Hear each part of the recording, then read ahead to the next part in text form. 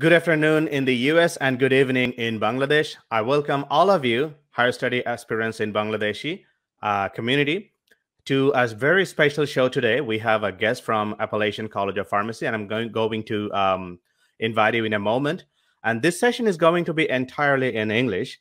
And maybe some part of the discussion I will translate in Bangla. And the specific audience for this session is those who are going to pharmacy school in Bangladesh or related subjects like biochemistry, food science, nutrition, zoology, maybe medical science, and willing to become a pharmacist in the US. So we'll talk about different things, the entire process.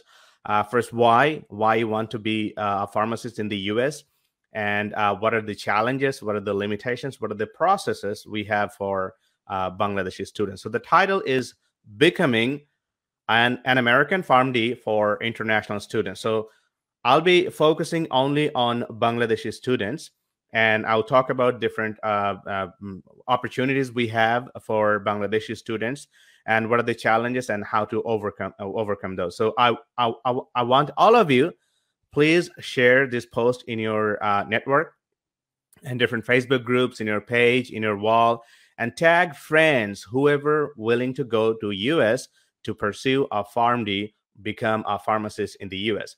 So now I'd like to welcome our guest, Mr. Jason Mclaughlin from Appalachian College of Pharmacy. Hey, Jason, how are you? I'm good. How's everyone today? Everyone's fine. Thank you so much for having some time for us.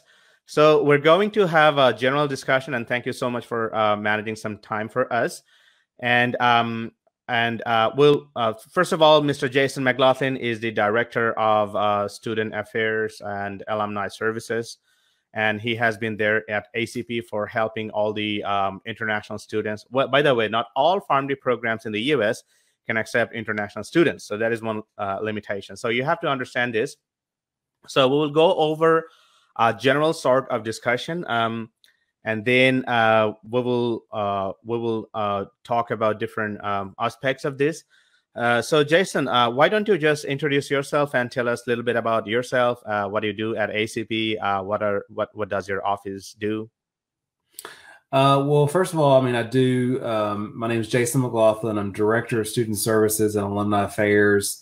And another role that I play is Director of International Admissions. So I work with students to obtain their F1 visa and I-20 documentation to enroll into programs in the United States. So awesome. Thank you so much. And also you take care of the CPT when students need an I-20 updating. So we'll go to that point later on. So first of all, for the audience, the people who are in Bangladesh, they have a lot of like gap in understanding, because the concept of pharmacist in Bangladesh is different from what we have in the US and many other countries in the world. So first of all, I'd like to discuss the understanding of the concept of pharmacist in the US. Look, in Bangladesh, we don't have the position of pharmacist the way we have in the US or many developed countries. You have a situation, you have a medical condition, you go to the doctor writes a prescription, and there may be some drugs that you don't need prescription at all. You can go to the pharmacy, you can go to the drugstore and can buy without a prescription. That is called OTC medicine. You already know this. If the drug needs prescription, that is called a prescription medicine. So pharmacy in Bangladesh, we hand over the prescription to the pharmacist or the person in the drugstore, and the person returns to the prescription and gives you the medicine. And there's nothing like, he just literally goes to the shelf, drags the medicine, and just hands over and receive the cash. That's it. There's no insurance, nothing. But in the US, pharmacist plays a critical role. He checks all the drugs in the prescription. If there's like scheduled drugs, the contraindication, the pharmacist is bound to talk to the doctor, like if there's any substitution, or if the insurance of the patient is not covering one of the drugs, there's a generic substitution. So everything has to be done with the pharmacist. So that part probably we don't see in Bangladesh. In the US, it's a lot different. So pharmacist has way more responsibilities. A pharmacist is very much responsible for everything happens to the patient. And there are different aspects, like pharmacists work in retail community pharmacy, pharmacists works in hospital setting, and a lot of pharmacists work in academia as well, and in government bodies like US FDA, NIH, probably USP as well. So we'll go to that point later on. So first of all, we have to have clear understanding of the concept. Now, let me quickly distinguish the American PharmD from what we have in Bangladesh, B-Pharm. So the degree, the curriculum of any country is designed based on the necessity of the people. So in Bangladesh, the entire healthcare system is governed by doctor, nurse, and pharmaceutical companies. Pharmaceutical companies, we call them drug manufacturers. They play a critical role. But we don't see the responsibilities of pharmacists in the pharmacies, where they actually handle the consumer, handle the patient, do the counseling. We don't see it much nowadays. We have started doing this through something called model pharmacy. That's a whole different thing. I don't want to go to that discussion now. But in general, we have a vacuum. We have a lack of pharmacist responsibility in Bangladesh. But what I'm trying to tell you, that in Bangladesh, the pharmacists are involved in drug manufacturing. That is why in Bachelor of Pharmacy curriculum, everything that we have, they're reflecting the necessity of the country. It means you go to drug manufacturing facility, you learn how to make tablets, capsules, how the pharmaceutical engineering, a lot of things. That is why in 4th year, we have a lot of pharmaceutical engineering discussion, pharmaceutics discussion, but we have a relatively less quantity of clinical pharmacy, toxicology, therapeutics discussion. So that is where PharmD, American PharmD, and Bangladeshi B-Pharm, these two curricula are distinguishing. They're different. Now, we have something in the US called APPE. So I'm going to that point now. APPE is what you do after you do your theoretical classroom-based learning. So this is much like in medical school, somebody has to go to go for internship. So like do work in a hospital and give service to the real patient. That same thing, pharmacy graduates, not real graduates, pharmacy final year students have to do. That is called APPE, Advanced Pharmacy Practice Experience. So pharmacy professional practical experience. Anyway, so APPE is 1 whole year. And it has to be done in different settings, different rotation sites. We commonly call these rotations. Now, that is what we lack in Bangladesh. So in the US, we send students to their rotation sites in their final year. If it is a 4-year program, they do it in a 4th year. If it is a 3-year program, they do in the 3rd year. So we're going to that point in a moment. But what I intend to tell you, that there is a way of becoming pharmacist in the US without directly going to a pharmacy school. That is, you have your 5-year bachelor program in Bangladesh. Then you take an exam called FPGAE, Foreign Pharmacy Graduate Equivalency Exam. Then you have to take TOEFL, but that TOEFL has to be taken sitting inside the US, and you should have a very high degree, very high score in speaking section. So that is pretty much challenging. Like, how are you going to do this sitting in Bangladesh? So we have a different strategy. But the biggest hurdle is you have to have 1,500 hours of APPE rotation at some site. Without that 1,500 hours of rotation, you cannot take the exam called the NAPLEX, North American Pharmacy Licensure Examination. Without NAPLEX, you cannot be a pharmacist in the US. So there's a lot of hurdle. That is why a lot of people consider bypassing that RPH directly going to a PharmD program in the US and become a PharmD pharmacist in the US. So we'll talk about different things. Thank you, Jason, for bearing with me. I just mentioned a lot of things that probably we don't hear a lot of in the US. Now, we have different reasons. Probably I'm passing this question to Jason. What are the big reasons somebody wants to be a pharmacist in the US, or in general pharmacist? So we can talk about dignity, pay, job satisfaction, and diversity. You want to share your thoughts and opinion? Well, I mean, really, some of the selling points of a PharmD degree is lucrative pay. Right now, the starting salary for a retail pharmacist in the U.S. is about $100,000 US dollars. So it is a well lucrative business, whether you do retail pharmacy with a national chain or you open your own pharmacy. The other thing is it is a respected profession. Pharmacists are the most accessible healthcare provider in the U.S. Right. Because you can walk into your pharmacy, ask your pharmacist a question about over-the-counter medications or medications that you're currently on, interactions, those type of things. So they're the most respected and also the most accessible. So, Right. and whether you want to do retail pharmacy or you're wanting to do hospital pharmacy, you have those options to do that. Right. Right. Absolutely. Yeah, those are the most important criteria or points that students consider before they come to a pharmacy school. Another point I want to, by the way, Jason, do you see the label that I displayed on the footer? Can you see it or you don't? Yeah. Yeah. Okay, awesome. Yeah.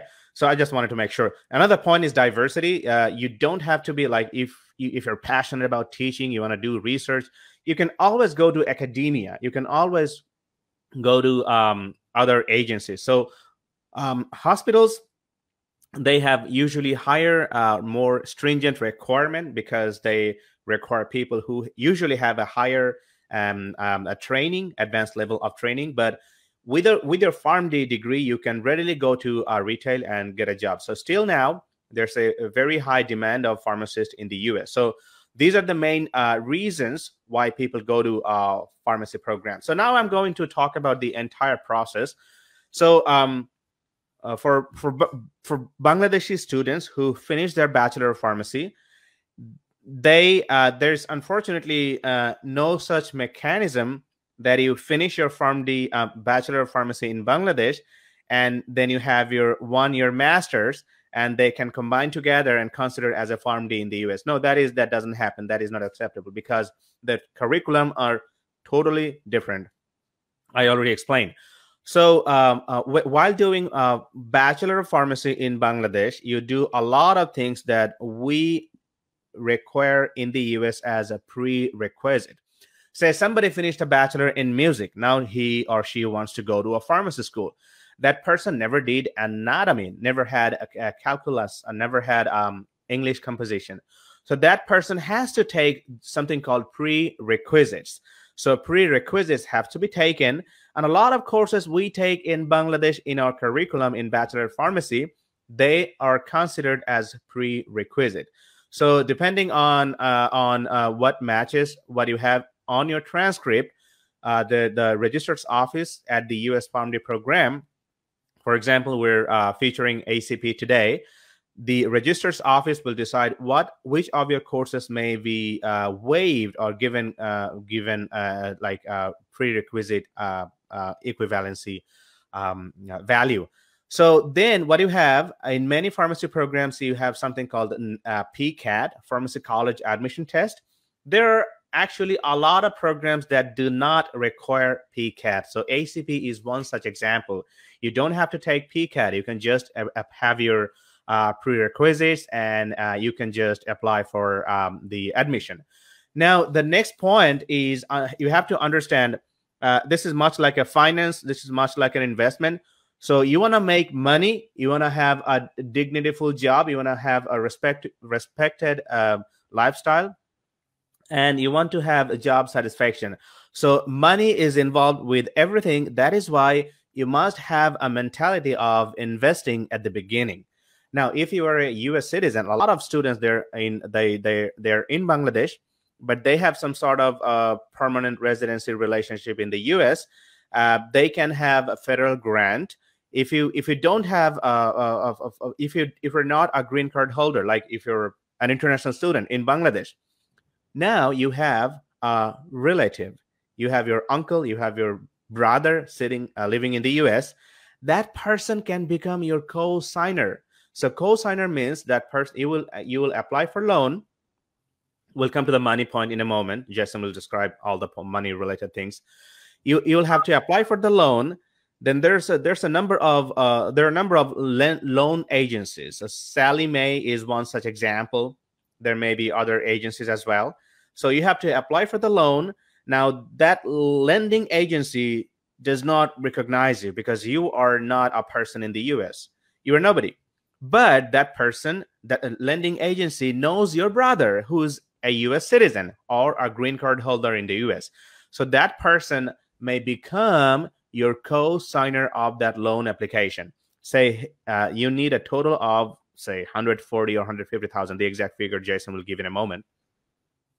That money will be issued by the Sally Mae or lending agency, and your brother or your uncle will be the co-signer. Means if something happens, he has to be responsible for reimbursement. So it is a whole different thing. I mean, usually nothing happens, and I hope nothing will happen. Like you get your degree and just run away. That literally never happens because you always want to go to the job and get your money back.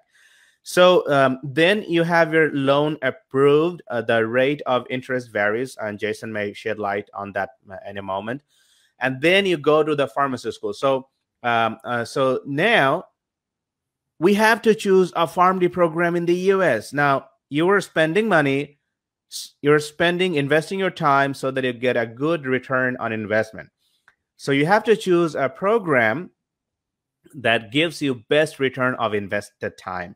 So why 4-year or why 3-year? So between 3-year and 4-year, the things that people usually consider. Jason, I would like you to shed some light on this. So the biggest difference in a 3-year versus 4-year program is basically time and money. You're saving 1 year of tuition, so you're saving, upwards of, $40,000 to $50,000 depending on living expenses. Right. In the 4th year, but you're also saving 1 year of time. So you're actually getting into the workforce 1 year sooner than a traditional 4-year program. Right. Yeah, thank you. And another thing that a lot of people don't mention, but I really want to emphasize is it's called accelerated program, 3-year program. So in summer, we don't send you get a summer break, go and work in McDonald's or somewhere on your choice, and you stay away from studying. So your brain start forgetting.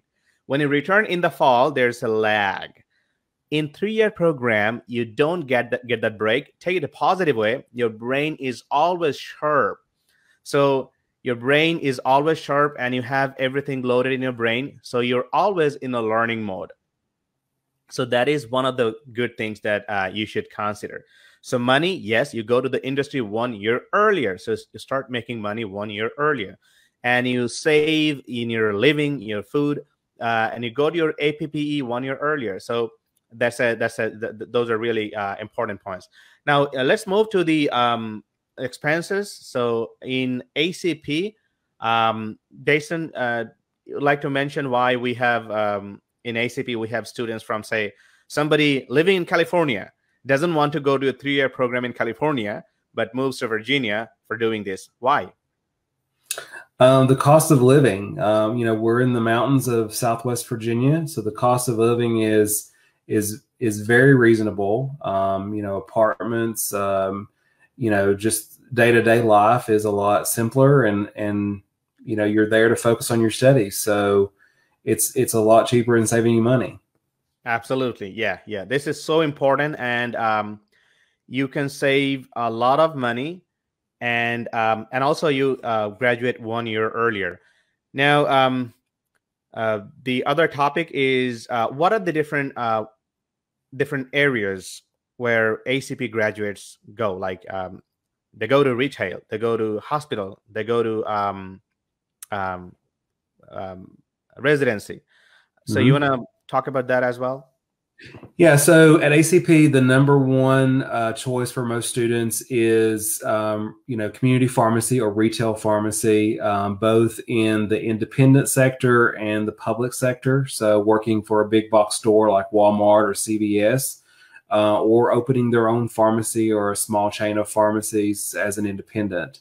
So that's where the majority of students go. The next majority is in hospital pharmacy.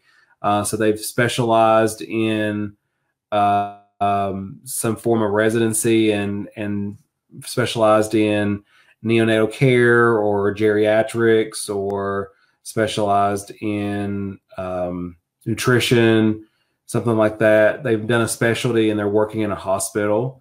And then some will go into academics. They want to, teach and give back. So that's another option as well. So basically the opportunities are limitless. Right. Yeah, that's true. That's so true. So we have different comments from different people. These are just simple greetings. Like we have Dr. Shitesh Bachar. Dr. Bachar is my direct teacher in University of Dhaka, where I went about I think 15 or 17 years ago. So Dr. Bachar, I hope he will share this session with his students and let people know about this. So anyone willing to go to US for your higher study and for becoming a pharmacist, please feel free to reach Mr. Jason Mclaughlin, or you can just shoot me an email. And now let's talk about the feature of application process of international candidates, because they're slightly different. So if somebody who is not a US citizen, then that person needs something called Form I-20. So Jason, you want to talk about like what is I-20 and how is this filled up and how is this shipped to the student? Say somebody is not in the US, somebody is in Bangladesh, but has to receive the I-20 to obtain the sticker, the visa sticker from embassy.